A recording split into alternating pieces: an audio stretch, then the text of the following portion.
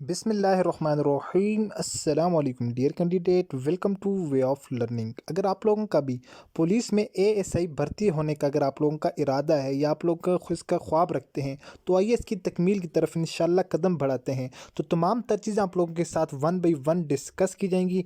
तो वीडियो आप लोगों के लिए मोस्ट इंपॉर्टेंट और हेल्पफुल होने वाली है, इसलिए आप लोगों ने वीडियो को कंप्लीट आप लोगों ने एंड तक लाजमी देखना आप लोगों को, ताकि तमाम तर चीज़ें आप लोगों को इससे रिलेटेड समझ आ जाएँ। ठीक है, सबसे पहले हम डिस्कस करेंगे। बहुत ज़्यादा जो कैंडिडेट हैं उनका पूछे जाने वाले ये क्वेश्चन होता है कि सर एएसआई की वैकेंसीज कब आती हैं। ठीक है, तो एएसआई की वैकेंसी कितने अरसे बाद आती हैं। जिस तरह कांस्टेबल की हर 3 महीने बाद 6 महीने बाद वैकेंसीज आती हैं, इस तरह एएसआई के हवाले से हमें बताया जाए कि एएसआई की वैकेंसीज कितने अरसे बाद आती हैं।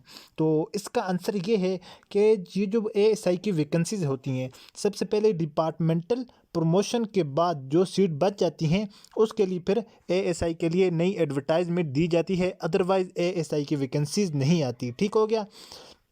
तो एएसआई की वैकेंसीज इस तरह नहीं आती जिस तरह हर 6 महीने बाद या 3 महीने बाद पुलिस के लिए कांस्टेबल के लिए वैकेंसीज आती हैं।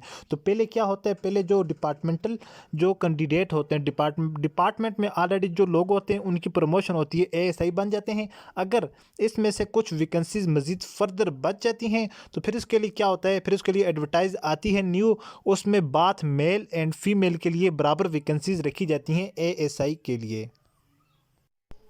और अब बात कर लेते हैं कि इसके लिए आप लोगों की क्वालिफ़िकेशन क्या होनी चाहिए और इसके लिए आप लोगों की एज लिमिट क्या होनी चाहिए। अगर आप लोगों ने अभी तक वीडियो को लाइक नहीं किया तो प्लीज़ वीडियो को लाइक कर दें और चैनल को भी सब्सक्राइब करके साथ बेल आइकन के बटन को नोटिफिकेशन ऑल कर दें, ताकि इसी तरह से रिलेटेड आने वाली इंटरेस्टिंग और इन्फॉर्मेटिव वीडियो की अपडेट सबसे पहले आप लोगों तक पहुंचती रहे। और इसके अलावा आप लोगों को यहाँ पर व्हाट्सएप ग्रुप के ज़रिए आप लोगों को एएसआई की टेस्ट के लिए 100% प्रिपरेशन करवाई जाएगी, जो कि आप लोगों का according to public service commission के पेपर पैटर्न के मुताबिक। तो चलो डिस्कस करते हैं जी एज लिमिट। एज लिमिट जो आप लोगों की होती है वो 18 से 25 साल होती है, और 18 से 26 साल भी आप लोगों की रिलैक्सेशन, अगर आप लोगों के पास हायर एजुकेशन है, मीन के आप लोगों ने बीएस किए हुए, तो 26 से 27 साल आप लोगों को इसमें रिलैक्सेशन मिल जाती है एएसआई के लिए।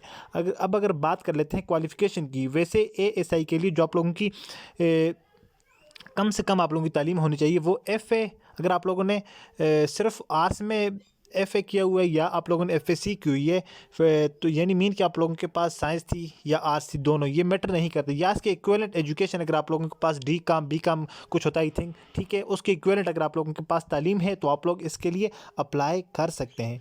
अब बात करते हैं हाइट की। हाइट जो होती है वो फीमेल के लिए 5 फीट और 2 इंचज़ हैं, जबकि मेल के लिए 5 फीट एंड 7 इंच। ठीक है, 5 फुट 7 इंच मेल कैंडिडेट के लिए और फीमेल कैंडिडेट के लिए 5 फुट 2 इंच इनकी हाइट रिक्वायर होती है। और अब बात कर लेते हैं कि इनकी जो रनिंग होती है फिज़िकल टेस्ट में उनकी क्या रिक्वायरमेंट होती है। जो रनिंग होती है वो मेल के लिए 1.6 किलोमीटर यानी 1 मील रेस इन 7 मिनट, 7 मिनटों में 1.6 किलोमीटर आप लोगों ने दौड़ लगानी होती है, जो कि सिमिलरली टू पुलिस कांस्टेबल के लिए जितना आप लोगों के लिए दौड़ होती है। और इसके अलावा 1.6 किलोमीटर 1 माइल मीन के फीमेल्स के लिए जो होता है वो 10 मिनट इसके लिए आप लोगों को टाइम दिया जाता है। और अगर चेस्ट की बात की जाए तो चेस्ट मेल के लिए जो होती है वो 33 मल्टीप्लाई बाय 34.5 मीन के आप लोगों की 33 इंच नॉर्मल और 34.5 इंच जो है वो मेल हजरात के लिए इसकी चेस्ट होनी चाहिए, और फीमेल के लिए इसकी चेस्ट रिक्वायर नहीं होती।